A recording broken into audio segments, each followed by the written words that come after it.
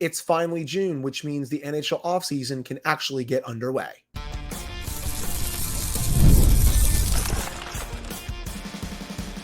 You're Locked On Penguins, your daily podcast on the Pittsburgh Penguins, part of the Locked On Podcast Network, your team every day.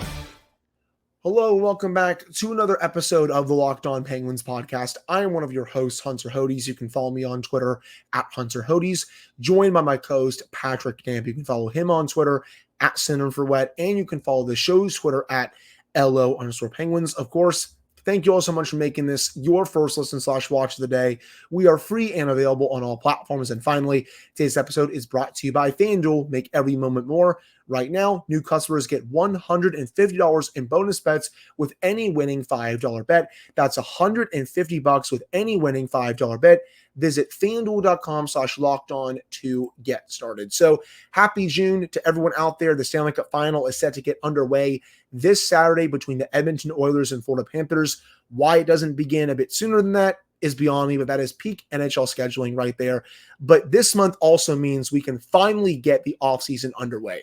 Though I should stress to everyone, the league does not like it when news gets out during the Stanley Cup Final. They want the final to dominate every headline out there, and for good reason. I think that's something the league does get right. So you may not see some stuff in the first half of this month, but in the second half of this month, you definitely will. There's going to be a lot of moves made towards the end of the final, and especially after the final, just because we discussed last week, Game 7 is scheduled for June 24th. The draft is only a few days after that. Free agency is a week after that. So there's going to be quite a few moves made during that time. And I imagine some of them are going to be from Kyle Dubas and the Pittsburgh Penguins. He has a lot to do this offseason. And if you're asking me, I think the biggest thing he has to do this month is find himself a new third line center. I think that's the biggest thing that is still very much lacking on this team right now. No disrespect to Lars Eller, who had a very sound year in the Penguins' bottom six this past year. I don't know if he's going to repeat that at age 35. He also only has a year left on his contract. If you can slide him down and get a younger center to play on the third line, someone that can also give you more offense, I think that has the chance of taking this team to at least a little bit of a higher level next year, depending on some of the other moves that you make this offseason. So right now, I think his first order of business this month is finding a new third line center. I don't disagree with you. I do think that's high priority this summer, but I feel like that's going to be something that's going to be done probably after free agency and once we start seeing more of an idea of what teams have in regards to cap space, who they're willing to move, and things like that. And maybe this is just me saying I want him to get the easy assignment out of the way early, but I think his biggest move through the Stanley Cup Final and in the lead up to the draft is finding a Riley Smith trade, because there should be a market for this guy. I don't think it's going to be anything big. My main note on that is that prepare yourselves for a Riley Smith trade to be very underwhelming, because I know that he had an underwhelming season. His value is probably not high, but a Riley Smith trade this summer is going to be a setup move to something else, because he makes $5 million. That would take them to around $17 million in cap space if they can get him off the books cleanly without bringing back any salary, which you might have to. You may have to bring in somebody who's making $2-3 million, but then use them in another deal.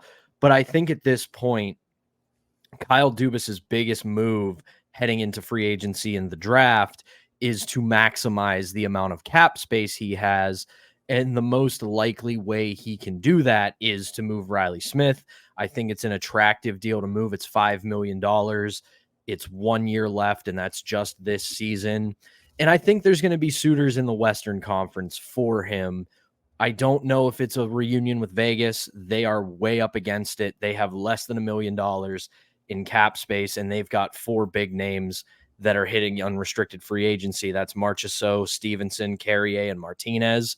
So they've got a lot of big decisions to make, and they just don't have the cap space right now. But if you look at Los Angeles, they've got nearly $20 million in cap space. Dallas has $16 million in cap space. And those are two Western Conference teams that their UFAs into this offseason aren't that consequential. It's not guys that you can't lose and have to re-sign. It's guys you might want to bring back a la Tanev with Dallas, but he's going to have a huge market. I wouldn't be surprised if he's a guy who goes a week past free agency just to see what is out there.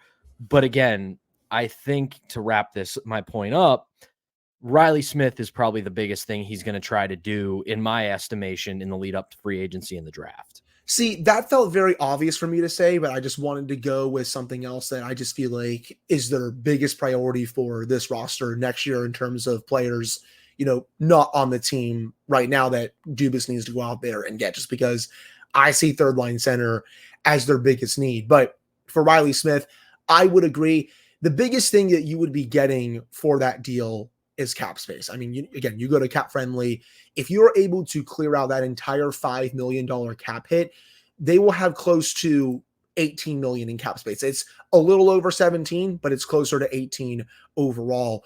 And that gives you more money to play with in the trade market, in free agency. If you can move someone else potentially out from this year's team to another team, that opens up maybe close to 20 million like you had last year. But again, it all comes down to how do you spend that money. You can open up money all you want, get a mid-round draft pick. I don't even think they're going to get a third back for Smith, to be honest. I think it's going to be a fourth at best, probably a fifth.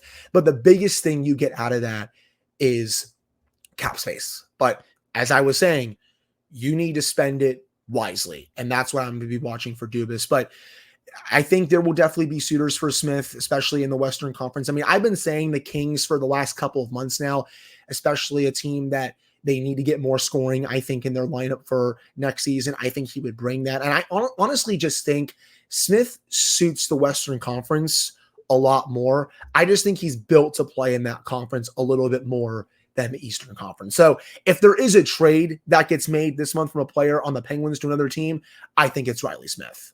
Yeah, and kind of building off of a point you made there a couple seconds ago, I like where this team is positioned going into this offseason than I did last offseason. I think, everybody is lamenting, and rightfully so, the way that Kyle Dubas spent the cap space he opened up after the Karlsson deal. But at the same time, you had a lot more problems, I think, last year going into this past season than you do this year going into next. I think now you've got the bones of a playoff team set. They are locked up. They are going to be on the team for the foreseeable future. Now you're going to have more cap space to play with. Hopefully, if you can swing, say, a Riley Smith trade, and then you can use that cap space to bolster said lineup. And I think we're going to see a very active offseason from not just the Penguins, from everybody, because the cap is finally going up. A lot of teams are finding themselves with a lot of money to play with. And that means a lot of these teams can reinvent themselves via trade. I don't think we're going to see as active of a July 1st as we might think. One, because it's a very underwhelming unrestricted free agent class with the exception of a handful of players. But I also think a lot of these teams feel they can move on from certain players because they're going to have a lot of space to deal with. And you can go out and get bigger pieces because you have more room. And I think this summer is going to be more of a trading summer than it is a free agent signing summer. Yeah, I mean, I could see that just because with the cap going up, I think GMs are going to be less nervous about making trades and maybe taking on salary compared to what you saw last offseason and this past trade deadline, where a lot of GMs, I still think, were a bit nervous to make deals. I felt like this trade deadline overall was kind of underwhelming for quite a few teams. And I think it was partly due to the salary cap situation.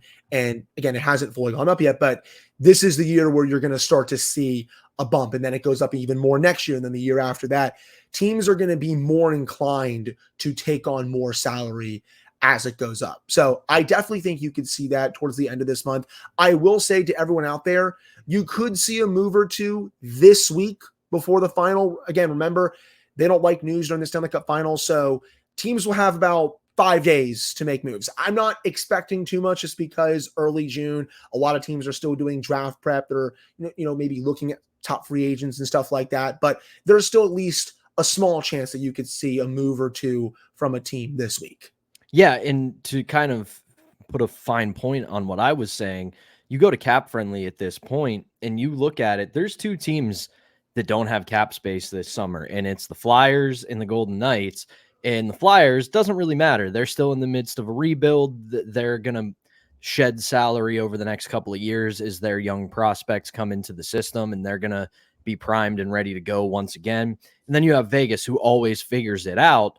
But then you have teams like Tampa with $5 million in open cap space. You have Edmonton, who's pushing for a Stanley Cup. They're going to have close to $10 million.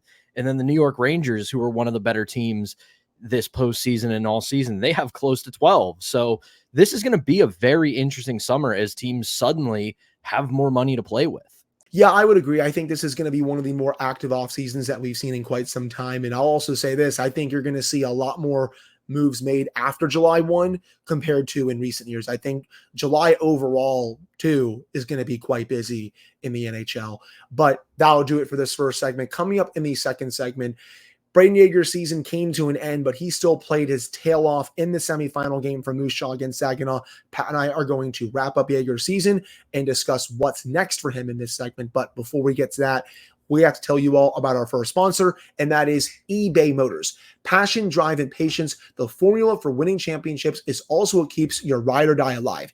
eBay Motors has everything you need to maintain your vehicle and level it up to peak performance. Superchargers, roof racks, exhaust kits, LED headlights, and more. Whether you're into speed, power, or style, eBay Motors has got you covered. With over 122 million parts for your number one ride or die, you'll always find exactly what you're looking for. And with eBay Guaranteed Fit, your part is guaranteed to fit your ride every time, or you'll get your money back, because with eBay Motors, you're burning rubber, not cash. With all the parts you need at the prices you want, it's easy to make your car the MVP and bring home huge wins. Keep your ride or die alive at ebaymotors.com. Eligible items only. Exclusions apply. eBay Guaranteed Fit is only available to U.S. customers.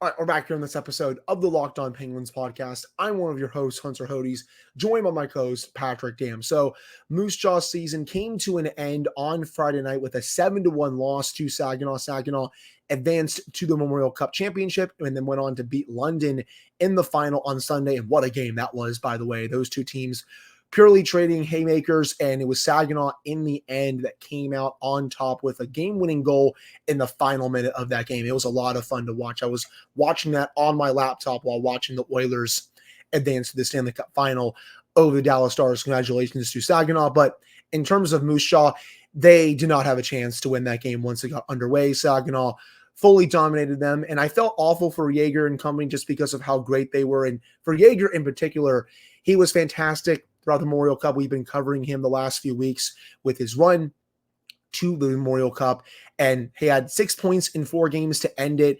And he also took home a little bit of hardware this weekend, won the CHL Sportsman of the Year award, and was also named to the Memorial Cup All-Star team alongside Denton Matichuk of his team. So congratulations to Yager on getting both of those awards. And you look at his season overall, Pat. I mean, the regular season, 35 goals, 95 points in 57 games. In the WHL playoffs, when they went on to win the WHL championship, he had 11 goals, 27 points in 20 games. And then he goes on to average well over a point per game in the Memorial Cup for Moose Jaw. This is someone who I think took a big step this year in terms of his development. And I still think right now he's not going to make the team out of training camp, but they're going to give him every possible chance to do it come September. But he showed everyone what they've been wanting to see from him ever since he was drafted, especially that he was a consensus top 5 to top 10 pick before he was drafted. He then slid down a little bit just because of the year he had for his junior team. But then he got back to basics this year, developed his playmaking game a little bit more and worked on his two-way game a little bit more, you can see why he was one of the 5-10 best prospects of that draft before he got drafted and before he went on to play a little bit that year. He was tremendous, and I can't wait to see what else he does next year and moving forward. You already said it. This is exactly what you wanted to see from him a year after being drafted. You knew he was not going to make the roster out of camp last year. It was a pipe dream at best that he was going to be a Penguin this season. But once he got sent back, me, everybody said it, that he needs to go back to the WHL with Moose Jaw and he needs to be dominant. And was he dominant in a traditional sense? Not really. Like, it wasn't, can't miss blue chip prospect kind of guy, but he's damn close now. Like you said, 95 points in 57 games. That's the second lowest amount of games he's played in his junior career. And ho-hum, what do you know? He puts up nearly 100 points. And then he goes on to lead his team in the WHL playoffs to qualify for the Memorial Cup with a paltry 27 points. And this is what you want to see from a guy. He grew, he produced, he showed, like you said, why going into last year's draft, at least, prior to the traditional draft season of the last few months of the NHL calendar, he was a consensus top 10, but slid because teams got cold feet because he had a bit of a down year. And then he goes out this year and says, no, that was just a fluke. I'm still a great player. And it finally looks like, for the first time in a long time, the Penguins have a legitimate, actual prospect to be excited about. And it feels great to say that, doesn't it? I mean, the Penguins really haven't had someone like this in quite a while in their system. And it's going to be great when he finally comes up and shows what he can do at the NHL level. He's someone that is going to make this team at least a little bit watchable once Crosby goes, once Malkin goes, once Letang goes, and then you have the next wave of Penguins to come. But he is in that next wave. And while I don't think he's going to be the best player on any of those teams, I think he's still going to be good enough where you can rely on him to score, 20, 25 goals, someone who can put up, I think, 50 to 60 points a season, somewhere in that ballpark, someone who I think can play him at top 6. I think wing is best for him at this point compared to center, but that's still really good for someone who was a first round pick outside of the top 10. Normally in the NHL draft, those top 5 picks, those are the ones that usually go on to be superstars. Yager, there's a slim chance he could go on to be a true superstar in the NHL, but it's slim just because you look at the track record for picks for where the Penguins picked him. It gets slimmer the more you go down in the NHL draft. But that said, I will still gladly take 20, 25, maybe even 30 goals, 50 to 60, 65 points from someone who was picked in that range compared to some of the other players that you see get picked there who don't go on to have that good of NHL careers. For sure. And I think the biggest thing for me looking at Yager is that he has 95 points. He has 27 points in the WHL playoff, and then 6 points in 4 games in the Memorial Cup. These weren't empty calories. He wasn't a guy who went out and feasted on inferior competition, though he did, because that's what the best players do. They rack up points any way they can get them. But he never shied away from the moment. He never shied away from big games. When his team needed him, he was at his best. Now, the loss to Saginaw does sting. He did not get any points. But again, Saginaw was dominant. That was more about Saginaw winning than it was Moose Jaw losing. They were just a team possessed. And shout out to them. They become the first American-based OHL team to win the Memorial Cup, which is a gigantic achievement. But overall, really excited to see what he does going into camp. I think he's going to make it all the way to the last day. I think there's even an outside shot they let him hang around for a little bit into the preseason and into the first few games of the season just to see what he really can do. But overall, he is on a great track. Yeah, and if you watch that game against Saginaw this past weekend, Jaeger still played, I thought, fairly well. Yes, I know Moose Jaw got blown out, but when Jaeger was on the ice, he was still generating offense. Saginaw, they were just playing, at least stingy defensively, and their goalie was also playing lights out. But Jaeger was still able to generate offense despite the game ending in a blowout. By far one of the three best players throughout the Memorial Cup. You could argue that he was number one, in my opinion, and very much deserving of being named to the All-Star team for that tournament. But I think that will do it for this second segment. Again, congratulations to Jaeger on everything he accomplished this season, and I can't wait to see what he can do this upcoming season. I will say it does suck that he won't be eligible to start in the AHL this year just because of his age. I think if he were eligible, that would, I think, be the next test for him, Pat. If he were able to start this year in the AHL, how would he adjust to playing against other top pros in the AHL? How would his production be against teams in the AHL? That's, I think, the next step for him in his development, but it stinks that it may have to come next season, not this upcoming one overall, just because for him, it's either back to his junior team or he's going to stay with the Penguins just because of the cutoff with his age. But again, that'll do it for the second segment. Coming up to end the show, the Stanley Cup Final is officially set between the Oilers and the Panthers, and Pat and I are going to preview that matchup and determine who will win that final. But before we get to that, we have to tell you all about our next sponsor, and that is FanDuel. It's winner take all time in the NBA and NHL, and FanDuel is giving you a shot to bring home a big win of your own. Right now, new customers get $150 in bonus bets with any winning $5 bet. That's $150 to bet on spreads, money lines, player props, and so much more. Visit FanDuel.com/lockedon and make every playoff shot count. That's FanDuel, America's #1 sportsbook. All right, we're back here on this episode of the Locked On Penguins podcast. I'm one of your hosts, Hunter Hodes, joined by my co-host, Patrick Damp. So the Stanley Cup Final, as I've said 5,000 times on this show already, is set between the Oilers and the Panthers. The Oilers are in the Stanley Cup Final for the first time since 2006 after beating the Dallas Stars on Sunday night. And you know what? I'll say it. I'll say it right now. La Bamba rocks, man. It is an awesome song. And I loved hearing it at the end of the Oiler win on Sunday. And I'll also eat crow on the Oilers. I didn't think they stood a chance to beat the Stars in this series. I thought they were going to give them at least a fight. I didn't think they would dominate the Stars the way they did to end this series.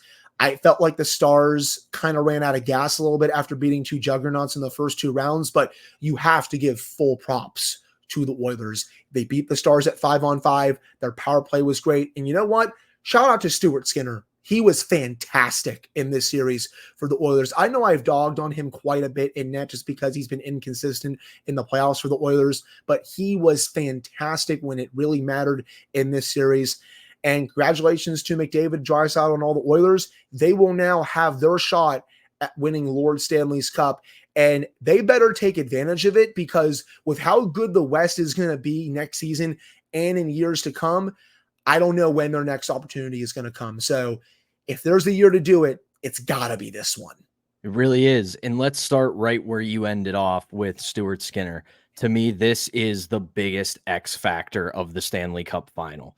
I got to give a little bit of a hat tip to Elliot Friedman when I was listening to 32 Thoughts this morning. He brought up something that validated a thought I had about this Stanley Cup Final, and that's that Stuart Skinner cannot have an oopsie game in this series. He's had one every series so far where you look at it and go, ooh, I don't know, is he finally going to regress? But then he bounces back. Against a team like Florida with Bobrovsky facing down the other side, that can't happen, because if that happens, the wheels are going to come off for the Oilers. But that said, I like the Oilers to get Canada's first Stanley Cup since 1990 because they own special teams. Right now, the Edmonton Oilers have the top power play at 37.3% and the top penalty kill at 93.9%. So this team not only can beat you at 5-on-5, but they will beat you on special teams. Yeah, the Oilers are not power play merchants. Let's put that out there. Yes, their power play is the best power play in the league, but this is still a great team at 5-on-5, and their metrics show it. I mean, they were great shot attempts, scoring chances, high danger, expected goals, top 10 in the league throughout the season. They are very, very good at 5-on-5. But I'll also say this, the Panthers have had good special teams these playoffs too, Pat. They dominated the Rangers power play in the Eastern Conference Final, killing 13 of 14 Rangers power plays. The Rangers power play went very cold, and a big reason for that, Sasha Barkov on the penalty kill. I am really intrigued to see that matchup, the Panthers penalty kill versus the Oilers power play, and also Sasha Barkov in general versus Leon Draisaitl and Connor McDavid. Barkov has done an amazing job in the first 3 rounds of shutting down the opposing team's best players. He did it in round 1 against Kucherov and Stamkos. He did it in round 2 against Marchand and Pasternak. He then just did it in round 3 against Panarin, Zibanejad, Kreider, etc. Now, I think he might face his biggest test yet in McDavid and Draisaitl. How does he do there? That's going to be a big kicker for me as well. And also, isn't it fitting that for the Oilers to win the Stanley Cup, they have to go through Matthew Tkachuk? You knew that's just a perfect storyline. And Tkachuk's going to be one heck of a villain. Going back to the Battle of Alberta days with Calgary, I know he's not there anymore, but Oiler fans and the Oilers in general, they're going to give it to him on the ice. And that's a really fun storyline heading into this one as well. But you also mentioned Bobrovsky. He's been great in the playoffs these last 2 years. I mean, if he can finish this off here, I think he's a first ballot Hall of Famer, no doubt. I'd agree. He has shown that when his workload is managed correctly, he's still one of the best goalies in the world. He's not anymore a goalie that you put the saddle on and ride him all season long. You manage his workload, you keep him rested, and he is great. And they're going to get a week of rest going into this Stanley Cup Final after wrapping up the Rangers series on Saturday. So I'm really curious to see how he does against this Edmonton team. And one final thing I want to say about this Stanley Cup Final. Again, you know my pick. I'm taking the Oilers. I think they're going to win it. But it pains me to say this, but the last decade or so has been a gigantic win for Gary Bettman, because you look at some of the teams that have won the Stanley Cup, that have been to the Stanley Cup Final, that have gone on deep runs: Tampa, Vegas, Florida, Nashville, San Jose. Then you've got your expansion markets in Utah and Seattle. Putting hockey in non-traditional American hockey markets has been a boon the last decade. And a lot of these teams that I named, they're not going anywhere. Yeah, San Jose's already bottomed out and rebuilding, but they're going to get their guys. They've got a lot of good prospects. Nashville is still very good. Dallas is still very good. Vegas is Vegas. Tampa is Tampa. Florida is going to stick around. Utah, when they get started, they've got a great owner. And despite all the crap that happened in Arizona, that hockey management group, very smart, very savvy. Now they've got money behind them.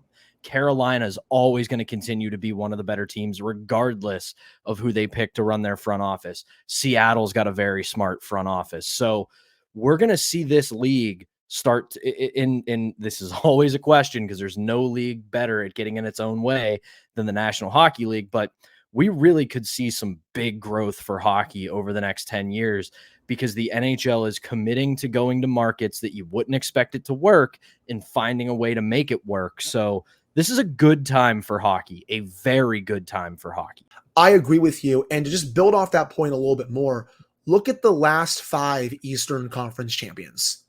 3 in a row from the Tampa Bay Lightning, last 2 from the Florida Panthers. You think hockey's doing pretty good down in Florida? I know people have liked to dog on it at times over the last several years. Can't dog on it anymore down there, that's for sure. But for my pick for the Stanley Cup Final, give me the Cats in 7. I'm going to take the Panthers in 7 to win this. I know a lot of people are going Cats in 5 or something like that. I think that's just too harsh to the Oilers with how the Oilers just dispatched the Stars in 6 games. they can very much win this Stanley Cup Final. They have been very impressive throughout this playoffs. And I would not be surprised in the slightest if the Oilers won this series. But I think in the end, Florida's depth is going to outshine Edmonton's. I think Bobrovsky is going to outplay Skinner by a little bit. And I think Barkov is going to limit McDavid and Draisaitl just enough. I think McDavid and Draisaitl are both going to put on absolute shows in the Stanley Cup Final. But I think Barkov is going to still limit them just enough for Florida's high-end guys to squeak out a win in Game 7 down in Florida to win them the Stanley Cup. So give me the Panthers in 7 for this one. I think the last thing I'll say about why I'm taking the Oilers, and this will be a great way to bring the Stanley Cup Final into a relation to the Pittsburgh Penguins. The way McDavid is playing right now reminds me of Crosby in 2016 and 2017.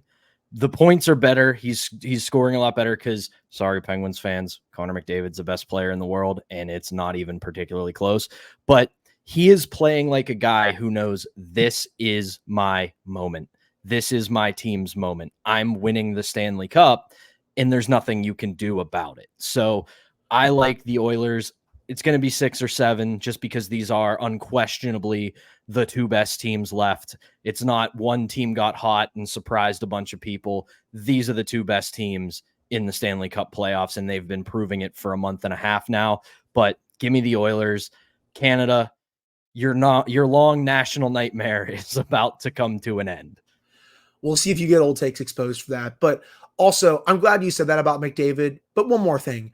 We got to stop the weird hate from Penguins fans about Connor McDavid. I don't understand why people in this fan base don't like him. I mean, he's basically a Sid clone, except he's just faster, and I think he might be a little bit stronger than Sid. And I don't really think that's a hot take, but he plays just like how Sid did when he was younger. So I don't really know why there are so many weird takes about McDavid overall. Is it jealousy? Something like that? I mean, Crosby has 3 Stanley Cups, so you really can't be jealous when it comes to that. But McDavid has been the best player in the world for the last few years now. And as you said, it hasn't been close. So I just don't know where this weird hatred for McDavid is coming from. And also, he plays in the Western Conference, people. Who cares? You see him twice a year. He's a joy to watch. And I'm going to have an absolute blast watching him here in the Stanley Cup Final. But I think that'll do it for this episode of the Locked On Penguins podcast. Thank you all so much for taking the time to listen to / watch this episode. Pat and I will be back for another show for you all on Tuesday to give you all the latest on the Pittsburgh Penguins. But for Patrick Damp, I am Hunter Hodes. Thank you all so much for listening / watching. We'll be back on Tuesday.